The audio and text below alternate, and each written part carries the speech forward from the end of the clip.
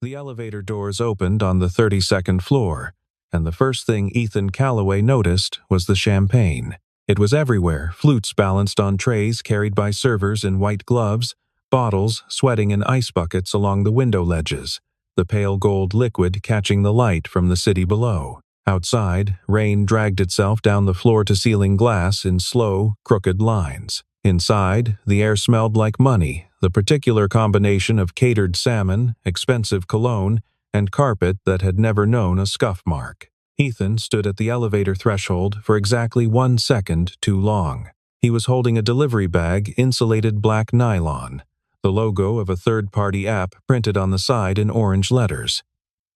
His jacket was the kind that had once been waterproof and no longer was. His boots had a crease across the left toe from the way he'd been walking since the heel insert compressed. He was 36 years old, and he looked, in the reflection of the elevator's brushed steel interior, like a man who had made some choices he could not take back. He stepped out.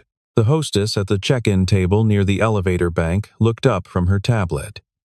She was perhaps 24, wearing a blazer in a shade of dusty rose that matched the accent wall behind the bar. Her expression processed him in the way that expensive spaces process people who don't belong. Not quite hostility, not quite anything, just a calibration of distance. "Delivery?" she said. "Sullivan Party, 32nd floor," Ethan said. He kept his voice level. "The order's under the company account. Hendricks something. I've got the confirmation here. That's for the freight elevator." She pointed toward a door to the left. "Deliveries go around back. You shouldn't be up here. The app sent me to the main lobby." The security desk downstairs said, "The freight elevator?" she repeated. He nodded. He turned back toward the elevator. He pressed the button. Behind him, the party continued as if he'd never arrived, a swell of laughter from a cluster of men in dark suits near the bar. The percussion of heels on polished concrete, the soft undertow of a string quartet in the far corner playing something Ethan recognized as Debussy but couldn't name. He'd known things like that once. He'd known a lot of things. The elevator didn't come. He pressed the button again. "Nice outfit." The voice came from his left, young, male, the particular brand of casual cruelty that came with a certain kind of security. One of the middle managers, Ethan guessed, based on the ID badge clipped to his lapel. The man's name badge read Delan Mercer. Operations lead. He was maybe 28, holding a champagne flute with the grip of someone who'd been taught to hold champagne flutes and hadn't forgotten he was performing the gesture. "Is the app doing a costume night?" 2 of the men beside him laughed. One of them didn't, but he didn't say anything either. Ethan's phone buzzed. He glanced down. The screen said Sophie and showed a small photo, a girl, 7 years old, dark-haired like her mother had been, gap-toothed and grinning from under a paper crown she'd made herself out of a cereal box. He declined the call. He'd call her back from the car. "I'm just making a delivery," he said. He didn't look at Dylan Mercer when he said it. "They really let anyone up here now," Dylan said to the group around him, not quite lowering his voice. "I had to badge in 5 times last month for a client presentation and this guy just walks off the elevator." More laughter. Ethan kept his eyes on the elevator numbers. He thought about Sophie. He thought about the way she said "bah" when she called a word she'd picked up from the daycare worker who'd watched her when she was 3 and had never fully let it go. He thought about how she'd asked him last week whether their apartment had a ceiling in the living room, because she'd been reading a book about houses with vaulted ceilings and wanted to know if they had one. He'd told her every ceiling is a ceiling, sweetheart. She'd accepted this with the gravity of a child who is filing the information away for future use. The elevator arrived. He stepped inside. He rode down to the loading dock, found the freight elevator, and took it back to 32. He found the conference room they'd ordered from a smaller, private dining space off the main atrium, set up for what appeared to be an executive dinner that had spilled out into the larger celebration. The table inside held the remnants of a catered meal and 6 people in various states of post-dinner loosening.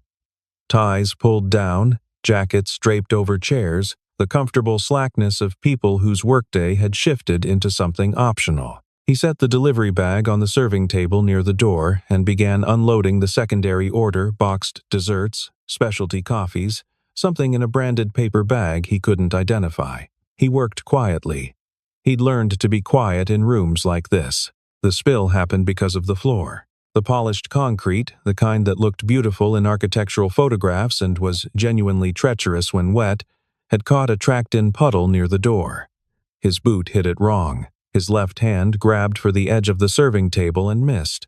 The delivery bag went sideways, not entirely, not catastrophically, but enough. One of the coffee cups lost its lid. Dark liquid spread across the serving table and dripped to the floor. The room went sharp and still. "Oh, you're kidding me." The man who spoke was older, 60s, the kind of silver-haired authority that came with a corner office and the habits of someone who'd had a corner office for 20 years. His jacket was still on. He was the kind of man who kept his jacket on. His name badge read, Carter Hollis, VP Enterprise Solutions. "Are you serious right now?" "I'm sorry," Ethan said. He was already reaching for the napkins, already moving to contain it. "The floor caught me." "I'll cover any." "Cover it? You just do? You have any idea what's in those files?" Carter Hollis was pointing at a folder on the far edge of the table, nowhere near the spill, that had not been touched by anything. But the pointing was the point. The pointing was establishing jurisdiction. This is an executive briefing space. This isn't a, "you can't just come in here and the files are fine, Mr. Hollis." The voice came from the doorway. It was quiet. Not warm, not cold, just precise. The kind of voice that had learned to cost nothing and land everywhere. Everyone looked. She was standing in the door with one hand resting on the frame, the other holding a phone she'd stopped looking at. She wore a charcoal blazer over a silk top, the color of dark water. Her hair was pulled back not severely, but with the efficiency of someone who had made peace with efficiency. She was 35, maybe 36. She looked like she hadn't slept completely in several years and had decided this was fine. Her name was Victoria Ashford. She was the CEO. Her eyes moved from Carter Hollis to the spill to Ethan, and then they moved on a quick, clean assessment. She did not intervene further. She stepped into the room, exchanged something quiet with one of the others at the table, and sat down. Ethan cleaned up the spill. A server appeared from somewhere with fresh napkins. Carter Hollis made two more pointed comments about liability and professionalism, both directed at the air near Ethan rather than at Ethan directly. Ethan finished, collected his bag, and turned to leave. That was when Dylan Mercer walked in. He'd followed from the main atrium. Ethan could see it in the way he moved, the slight performance of it. He'd brought two colleagues. He was still holding the champagne flute. "Oh, he's still here," Dylan said. Bright, like he'd discovered something. "Did you drop anything else?" One of the men with him snorted. "Hey, nice badge," Dylan said. His eyes had caught on something. He reached out, quickly, before Ethan had registered the intention, and pulled the laminated badge from where it had been clipped, half-tucked, to the inside hem of Ethan's jacket. It had caught on the strap of the delivery bag when the bag slipped. Ethan hadn't noticed it had come loose. Dylan held it up. It was old, the laminate yellowed at the edges, the photo faded, the text on it small and worn. "Ethan Callaway," Dylan read, in the theatrical voice of someone reading a name they find inherently amusing. "Senior Engineer, Core Systems Architecture." He looked up. "Senior Engineer? You?" He looked at the others. Did they mix up the resume pile? The laughter came quickly. Even one of the people at the executive table glanced over.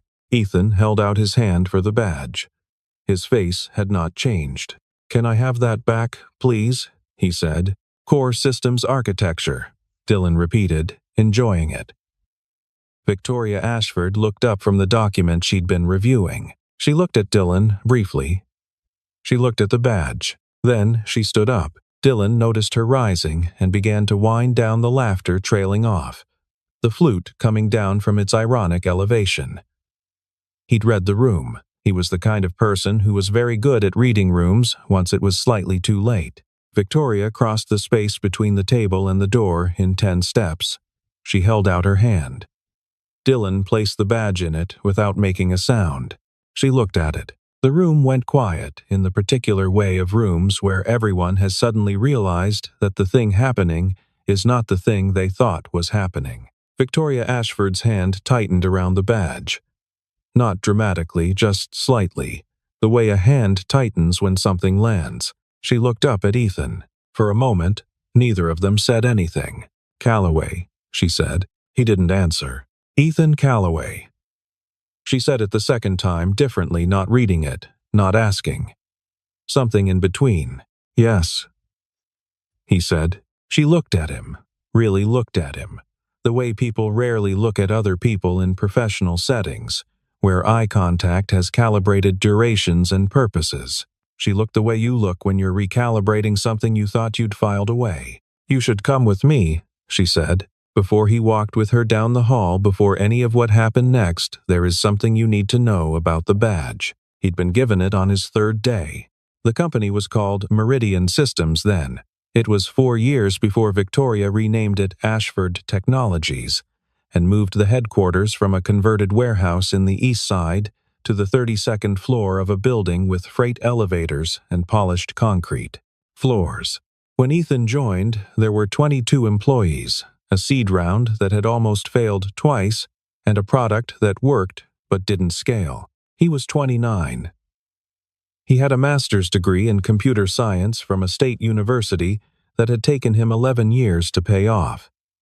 He had 3 job offers. He chose Meridian because of the problem, a distributed data verification system that the 2 founders, brothers named Grant and Russell Holt, had designed brilliantly at the theory level and catastrophically at the execution level. He spent 8 months rebuilding it. Not redesigning, rebuilding. The architecture they had was like a house where someone had put the load-bearing walls in the wrong place and painted over the cracks. He had to go down to the studs. He worked 16-hour days, not because anyone asked him to, but because the problem was the kind of problem that keeps you up at night by being interesting rather than by being frightening, and he couldn't figure out how to leave it alone. Victoria was the operations director at the time. She was 28, and she had learned to be the smartest person in any room by being the most prepared person in any room. She'd been the one who'd seen the original pitch, found the early clients, built the processes that kept 22 people pointed in the same direction. She and Ethan met in the kitchen at 11 at night when she was reviewing projections, and he was eating a sandwich he'd made from whatever was in the communal refrigerator because he'd forgotten dinner. They talked about the architecture problem for 2 hours. She didn't have an engineering background, but she had the habit of understanding things completely, or not at all, and she would not let a concept go until it made sense to her. They worked together for 2.5 years. He built the system. She built the company around the system. It was the kind of professional partnership that didn't happen often. Not romantic, not quite friendship, something with its own category. The particular bond of 2 people who trust each other's judgment in different domains, and know, without speaking it, that they are building something real. Then the Holt brothers made a decision. They had an acquisition offer from a larger company, not to acquire Meridian outright, but to acquire the core architecture. The technology, essentially. The thing Ethan had built. The offer was contingent on the acquirer's team taking over development, which meant Meridian's engineering team would be redundant.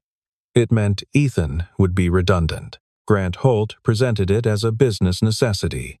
He used words like streamlining and strategic alignment. He said they would give Ethan a severance package and a strong reference letter. Ethan said he needed to think. He thought for 3 days. In those 3 days, his daughter developed a fever that climbed to 104.2 and wouldn't come down. He took her to the emergency room. The doctor said it wasn't the fever they were worried about, it was what the blood panel had shown. They needed to do more tests. The tests would take time and cost money, and he would need to not be at work. He went back to Grant Holt and said he couldn't sign the agreement. Not because of Sophie, that complication was still private, still unprocessed. He couldn't sign it because of what he'd found in the acquisition documents, a clause that would allow the acquiring company to use the architecture in a way that violated the data privacy agreements Meridian had made with its early clients. Small businesses, nonprofits, a children's hospital in the East Side, people who had trusted the company with sensitive information because they'd been told it was protected. Grant Holt told him he was being difficult. Russell Holt told him he was being naive. They terminated his employment on a Thursday morning. His personal items were packed into a cardboard box by someone from HR who apologized with the particular neutrality of someone following a process they did not design. He was walked to the elevator by a security guard who had always said good morning to him and who now stared at the middle distance. His badge was in the box. He hadn't noticed until he was in the parking lot, sitting in his car, the box on the passenger seat, the building reflected in his windshield. Victoria was in Portland for a client meeting. She didn't know until after. By the time she knew, the termination was signed, the non-disclosure was signed, and the acquisition was already in motion. She was operations director. She did not have the authority to reverse it. She tried anyway, went to Grant, went to Russell, went to the investors. The investors said it was a business decision. They said it quietly, in the way people say things they would prefer not to have on record. She called Ethan. He answered. She told him she was sorry. She told him she would fix it. He told her he was fine. He told her to take care of herself. He told her that what she was building was good, and she shouldn't let them ruin it. He went home to Sophie. He did not contact Victoria again. He moved twice in the following year. He changed his phone number once. He was not hiding. Exactly, he simply needed to move toward the thing that was in front of him, which was a sick child and an empty savings account and a stack of medical literature he was teaching himself to read, and away from the thing that was behind him, which was a version of himself that had trusted the wrong people in the right building. He kept the badge because it was in the box, and he put the box in the closet, and when he finally unpacked the closet 2 years later, he found it at the bottom and held it for a moment and thought, "I was good at something," and put it back. The hallway she led him to was quieter, a long corridor off the executive suite, carpeted. The sound of the party reduced to a vibration behind 2 sets of glass doors. She turned on the lights in a small conference room. Resair LEDs, cool and flat. She set the badge on the table between them. She stood on the other side of it. "You've been delivering food," she said. "Among other things," he said. "How long?" "About 1.5 years with this app. Before that, I was doing contract work, freelance systems, consulting, some private tutoring. I taught 3 university students to debug architecture-level problems for their final projects last semester. One of them got a distinction." "Why didn't you?" She stopped. Restarted. "After what happened, you disappeared. I tried to find you. I had someone looking for you for almost a year. I moved," he said, "a couple of times." "Sophie?" He looked at her. He hadn't expected her to remember the name. "She's 7 now," he said. "She's good. She made a crown out of a cereal box last week." Something moved across Victoria's face. Not pity, she had the kind of self-discipline that pity didn't get through easily. Something more like pain, and the specific pain of understanding something you had understood in the abstract and are now understanding in the concrete. "Grant and Russell," she said. "I know what you're going to say. They didn't just terminate you. They erased your contribution from the company records. The core architecture, they credited it to a team, an internal engineering team that didn't exist as a cohesive unit. There were patents filed. Your name isn't on any of them." He nodded. "You knew," she said. "I found out a few years later. I thought about it for a while." He was quiet for a moment. "Sophie was sick for a long time. Not dangerously, once we got the right diagnosis and the right treatment. But it consumed most of what I had. I was focused on what was in front of me. And now?" He picked up the badge. He turned it over in his hand. The photo on it showed a man who was the same person as him but who looked rested younger in the specific way that people look younger before they understand certain things. "I kept this because it reminded me that I was good at something," he said. "Not as I wasn't carrying it around waiting for this moment. If that's what you're thinking, it was just in my jacket pocket. I'd forget it was there for weeks at a time and then find it when I was reaching for something else. It felt like proof that something real had happened. That I was there. That the work existed." Victoria sat down. He sat down across from her. "When I bought out the Holt brothers," she said slowly, 4 years ago, the first thing I did was restructure the IP documentation. I found the original commits, the version history from the first month through the acquisition. I found your name in every meaningful commit from the initial architecture build onward." She paused. "The company you're standing in, the system that runs across 900 enterprise clients in 14 countries, the patent portfolio that was valued at $2.3 billion in last year's independent audit." She stopped. "That is yours, Ethan, the foundation of it, the architecture that made everything else possible. That is yours." The rain on the glass had thinned to a mist. He said, "I built it. It's not the same as owning it." "No," she said, "but it means something." In the main atrium, the party continued. Dylan Mercer was on his second champagne and his third telling of the delivery incident, the details adjusting slightly with each pass. The badge detail remained, it was too good to lose. His audience had thinned. People kept drifting.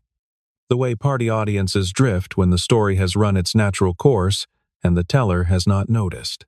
Carter Hollis had returned to his position near the bar and was consulting his phone with the focused attention of a man who prefers not to have opinions about things that do not directly concern him.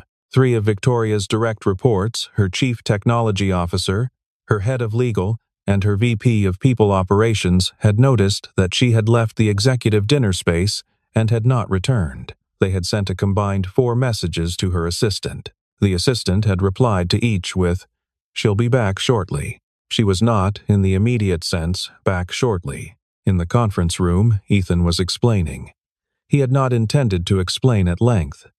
He had intended to be brief, to accept or decline whatever was offered and drive home and collect Sophie from Mrs. Pellegrino and heat up whatever was in the refrigerator and watch the 30 minutes of television they watched together on Friday nights before she fell asleep on the couch. But Victoria asked questions, and the questions were the right kind, not building toward a narrative, but trying to understand, and he found himself speaking. He told her about the first year after the termination, the freelance work, which paid erratically, the medical bills, which did not.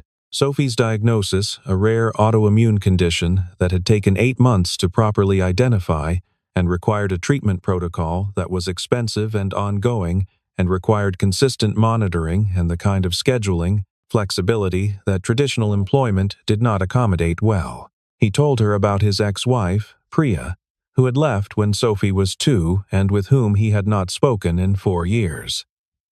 He said this without particular emphasis. It was information. He told her about the apartment, 2 bedrooms, 1 wall of Sophie's room, covered in adhesive stars that glowed in the dark, 3 of which Sophie had named after dinosaurs. He told her about the systems consulting work, small companies, small rates, long payment cycles. Some of them had gone under before the invoice cleared. He had learned to ask for partial payment up front, which was a thing he had not known to do before and which he now knew with the precision of someone who had learned it the hard way. He told her about the delivery work, not as apology, as information. He had run the numbers and found that the combination of delivery gigs and consulting, with the flexibility both provided, covered Sophie's expenses more reliably than any single traditional employment arrangement he'd been offered since the termination. His daughter needed consistent pickup at 3:15. She needed to be home for a video call with her specialist every second Wednesday at 4 p.m. She needed a parent who was reachable when the school called, which happened several times a month because Sophie had an extremely confident and creative relationship with institutional rules. Victoria listened to all of it without interrupting. When he finished, she was quiet for a moment. "You built your schedule around her," she said, "and you've been doing this for 6 years, more or less." He paused. "She's a good kid. She asks me hard questions and she laughs at my jokes even when they're not funny, which I think she does intentionally as a kindness, and she made me read the same chapter of the same book 400 times when she was 4, until I had it completely memorized." He stopped. He wasn't sure why he was telling Victoria this. "She's worth it," he said. "All of it. Every part." Victoria looked at the badge. She looked at him. "Come back to the floor with me," she said. She did not announce it immediately. That was what he expected. Some grand gesture. A raised voice, a formal declaration from the center of the room. Victoria Ashford did not operate that way. She walked back into the main atrium, Ethan beside her, and crossed to where her 3 direct reports were gathered near the bar. She spoke to her CTO, a tall man named Marcus Webb, who had joined the company 3 years ago and had the professional disposition of someone who had been wrong about something important once and had spent every subsequent year being extremely careful. She spoke quietly. He listened. He looked once at Ethan, briefly, neutrally, and looked back at Victoria. "Pull the original architecture records," she said. "The version history from the Meridian era. Everything before the acquisition." She turned to her head of legal, a woman named Sandra Freitas, whose braid was the kind of immaculate that signaled she had learned never to look like she'd been caught off guard. "I need someone to look at the patent filings from the Holt acquisition period, specifically the attribution documentation." Sandra made a note without asking why. Victoria turned to address the room. She didn't raise her voice or move to the center. She simply let the room notice her, which it did, because rooms always noticed Victoria Ashford when she decided they should. "I want to say something before the evening ends," she said. The nearest clusters of people turned. The rest followed. This company was built on a foundation. Most of you know the version of that story that appears in our materials. The Meridian acquisition, the core architecture, the scaling phase that brought us to where we are tonight. She paused. "What most of you don't know, because the record was deliberately obscured before I had the authority to correct it, is who actually built that foundation." The room was quiet enough to hear the rain. She gestured, once, toward Ethan. "His name is Ethan Callaway.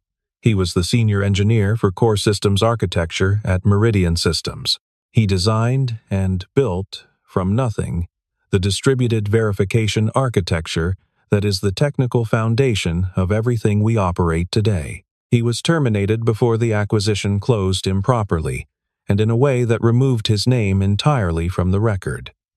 She looked around the room without targeting anyone specifically. "He has been delivering food to support his daughter while we held events in the building that runs on what he built." The silence lasted long enough to be uncomfortable. Dylan Mercer set his champagne on a passing tray. He did not look up. Carter Hollis's jaw had the look of a jaw being held in position through sustained effort. Several people in the room, the younger ones, mostly, the ones who were here because they loved the work rather than because they'd maneuvered into a comfortable position, were looking at Ethan with an expression he didn't quite know how to receive. Not pity, something closer to recognition. The specific recognition of people who know what it is to carry a skill through circumstances that don't reflect it. Marcus Webb crossed the room and extended his hand to Ethan. He did not say anything. He shook his hand. That was enough. They were back in the conference room. The party was winding down beyond the glass. Victoria had had her assistant signal the catering team quietly. Sophie had called again. Ethan had stepped out to the corridor and answered. He'd told her he'd be home by 10, that he had something he needed to finish first. "Is it good or bad something?" she'd asked. "Good, I think," he'd said. "Complicated good. Like a knot?" "Like a knot," he'd agreed. "Okay," she'd said. "Mrs. Pellegrino made pasta. She said to tell you she makes too much on purpose." Victoria placed a folder on the table between them when he came back in. It was thin, 2 or 3 pages. She pushed it toward him. "This is not a contract," she said. "I want to be clear about that.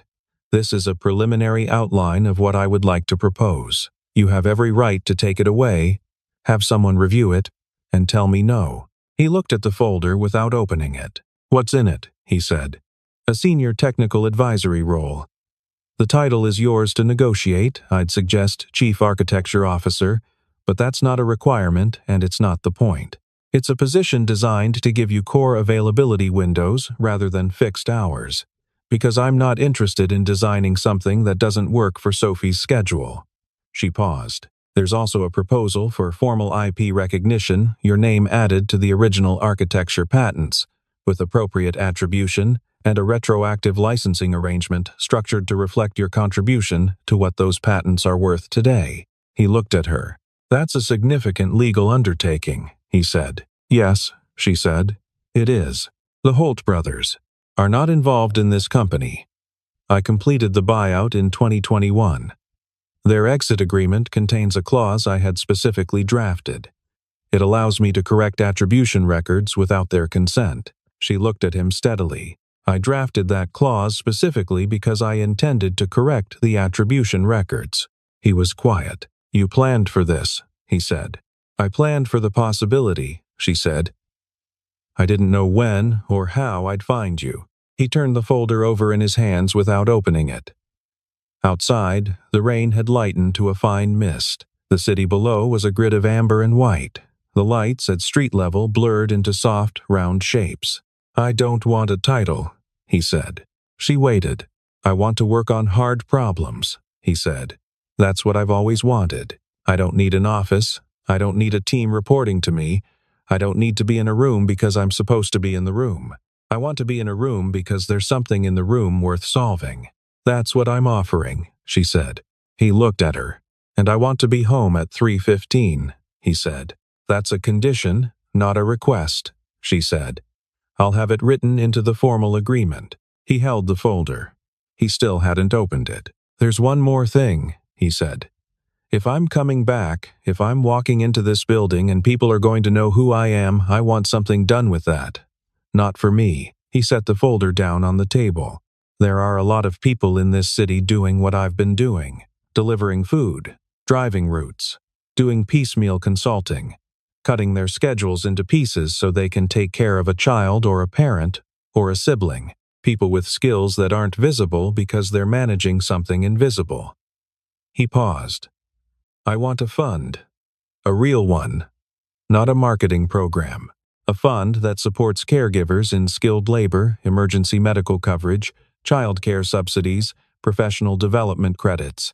People who have had to step off a track and need a way back on." Victoria looked at him for a long moment. "You've thought about this," she said. "For about 6 years," he said. She nodded once.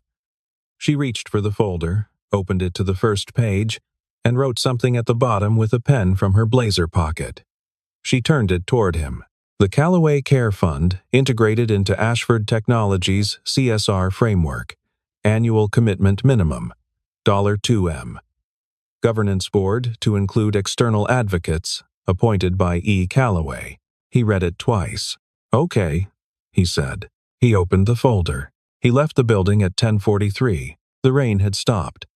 The sidewalk was dark and wet, catching the red of a traffic light 2 blocks down and pulling it into a long, irregular smear across the concrete. His boots made the small sound of boots on wet pavement. He stood at his car for a moment before getting in the 2017 sedan with the dent in the rear quarter panel he'd been meaning to address, the air freshener that smelled more like the memory of pine trees than like actual pine trees, the rear seat that had a booster in it with Sophie's name written on the side in her handwriting, large and deliberate. He sat. He called Sophie. She answered on the second ring.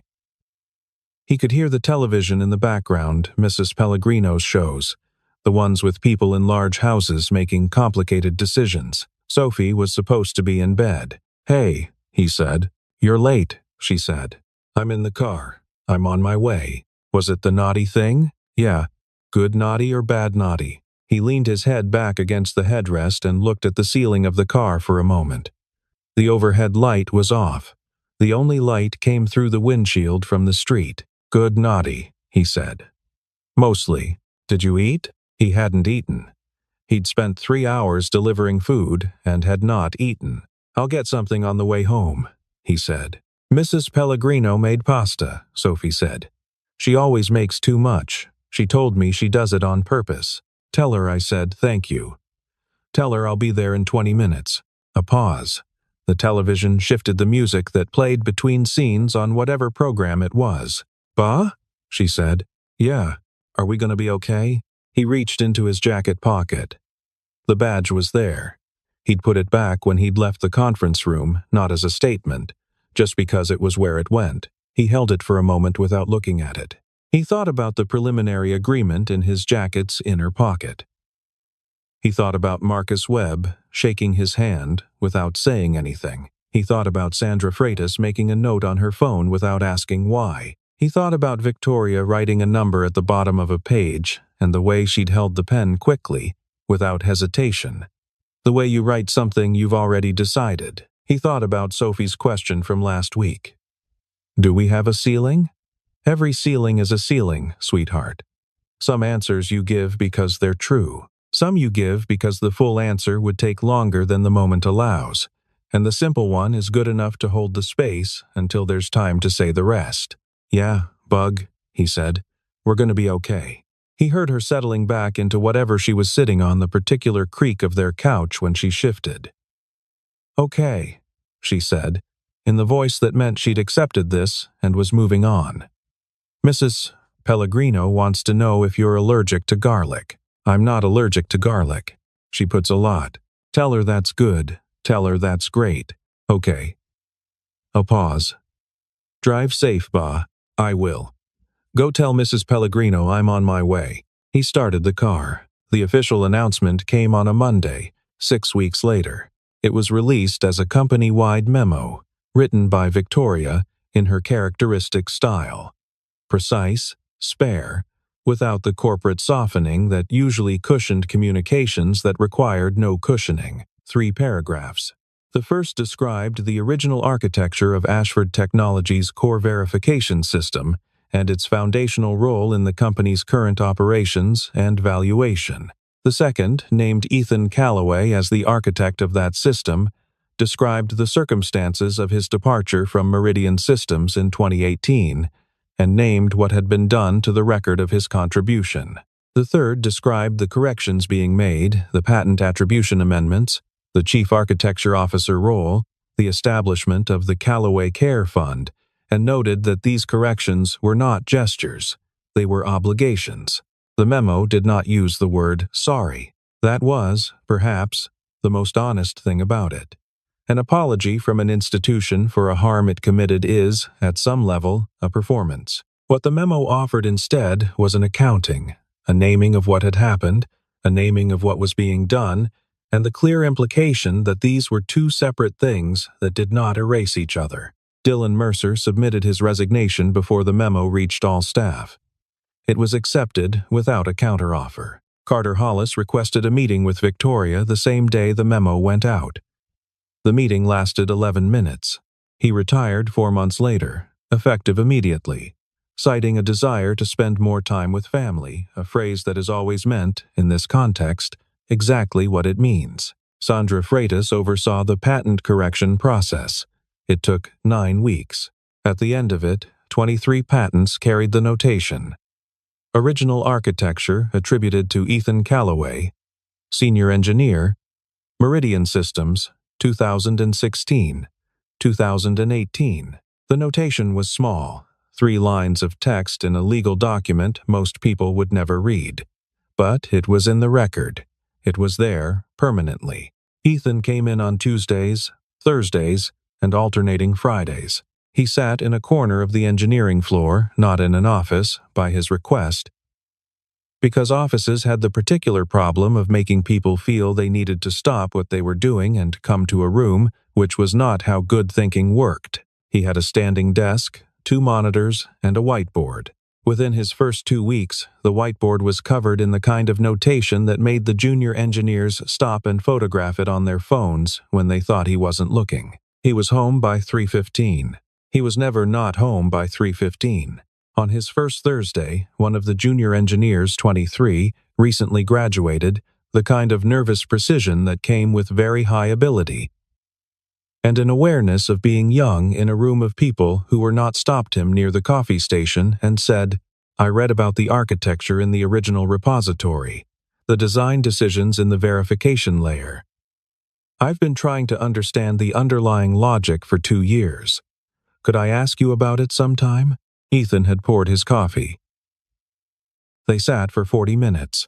He explained the logic, the trade-offs, the decisions that looked counterintuitive from the outside and made complete sense from the inside, once you understood what problem they were actually solving. She asked the right questions. She had the particular quality of someone who would not move past a concept until it was genuinely clear, which was the same quality Victoria had, and which was the quality that separated people who learned things from people who memorized them. When she left, she was holding 3 pages of handwritten notes and walking in the quick, contained way of someone who has been given something they need to immediately go process. He sat with his coffee for a moment after she was gone. The engineering floor was quiet at that hour, the natural light still coming in at the low angle of a morning that hadn't fully committed. The city below was working. Somewhere on the other side of it, Sophie was in school, probably negotiating with a rule she disagreed with, probably asking a question the teacher hadn't expected, probably writing her name in the large, deliberate letters she used when she wanted to make sure the letters lasted. He looked at the whiteboard. The notation on it was the beginning of something new, a refinement to the verification layer, a structural problem he'd identified in the first week that the current team hadn't found because they were too close to it. You can't see a pattern in a thing when you're inside the thing. He'd been outside for 6 years. Outside had given him a view that inside didn't have. He wasn't sure yet if that was a compensation for what had been taken or simply a different kind of knowing. He suspected both were true. He picked up the marker. He started writing. On a Friday morning, 10 weeks after the memo was released, the Callaway Care Fund held its first information session in the Ashford Technologies atrium.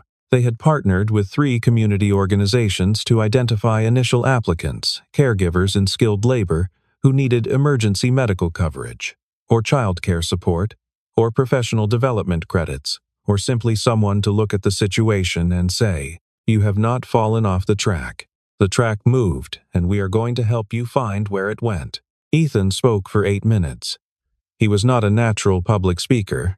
He was clear and honest, and he did not perform emotion, which was its own kind of presence. He said that 6 years ago he had made a choice to prioritize his daughter, and that he did not regret the choice. He said that the choice had cost him things he had not anticipated losing, and had given him things he had not anticipated gaining. He said that the thing he had learned from the years between was that the skills you carry do not leave you when the position does.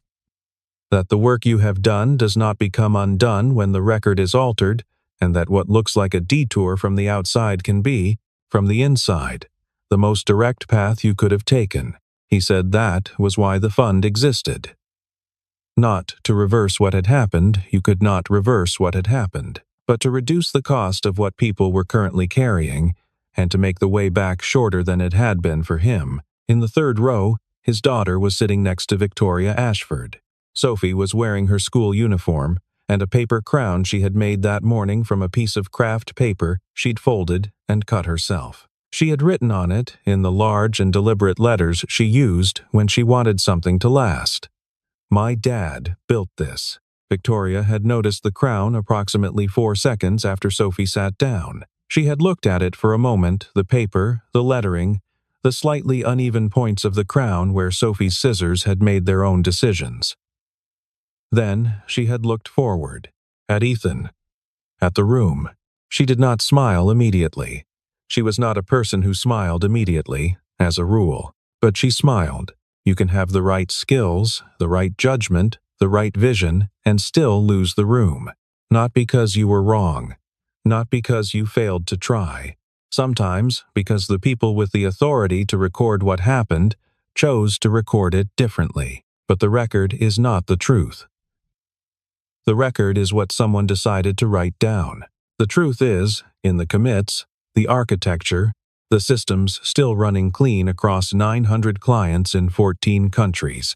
6 years after the hands that built them walked out of the building with a box of personal items and a badge that ended up in a coat pocket. The truth is in a man who kept that badge not as a protest and not as a plan, but because it was proof that something real had happened, that he had been there, that the work existed. The truth is in a girl with a paper crown who knew exactly what her father had built and wanted him to know she knew.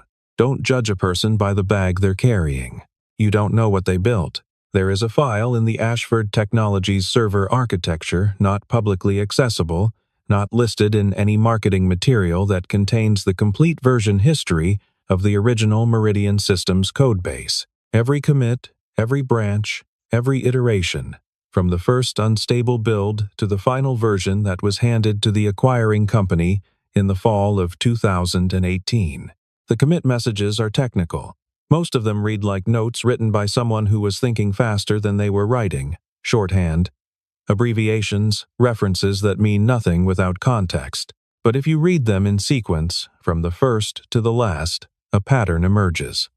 Not just of the code of the thinking behind the code, the decisions being made and revised and refined, the logic being tested and the places where it failed and the ways it was rebuilt. Every commit is time-stamped.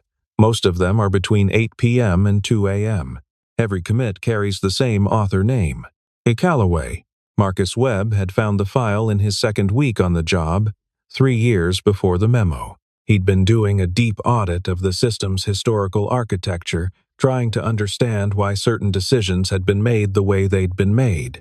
Decisions that were unusual enough to be interesting and effective enough to have been left alone for years. He'd found the version history. He'd read through the first 20 commits.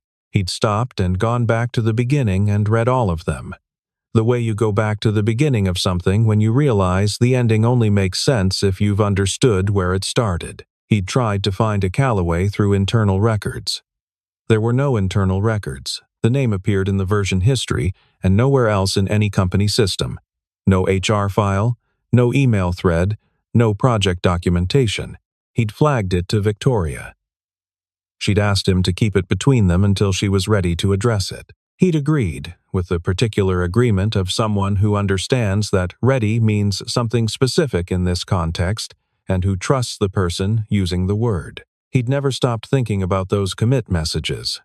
The shorthand, the abbreviations, the notes written at midnight by a man who was thinking faster than he was writing. The evidence of a mind working on a problem it found genuinely interesting, leaving a trail not for anyone else to follow, but simply because the trail was part of the thinking. On the day of the announcement, Marcus had pulled the version history up on his secondary monitor. He'd read the first commit again. It was from October 2016, 11:47 p.m. The message read, "Initial architecture pass verification layer skeleton. Needs load testing. Will break. Fixing tomorrow." He'd looked at that for a moment. Will break.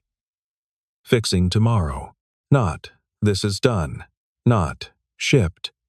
Just an honest accounting of where the work was and where it was going. Written by someone who was going home to sleep and would be back. He'd thought about that a lot in the weeks after the announcement.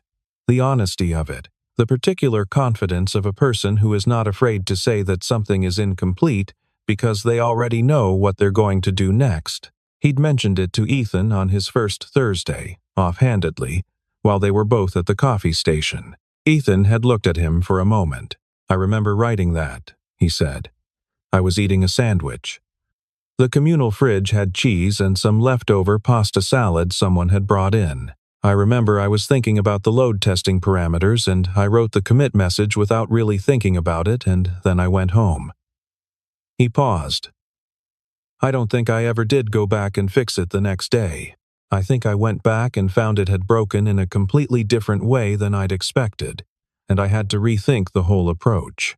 That's when you moved to the distributed verification model," Marcus said, "instead of the centralized one. Yeah, that's the decision. That's the one that made the whole thing work." Ethan looked at him. "I know. You broke it on purpose?" "I didn't break it on purpose. I broke it by accident, and then I realized the accident had shown me something the original design hadn't. He picked up his coffee. That's usually how it goes.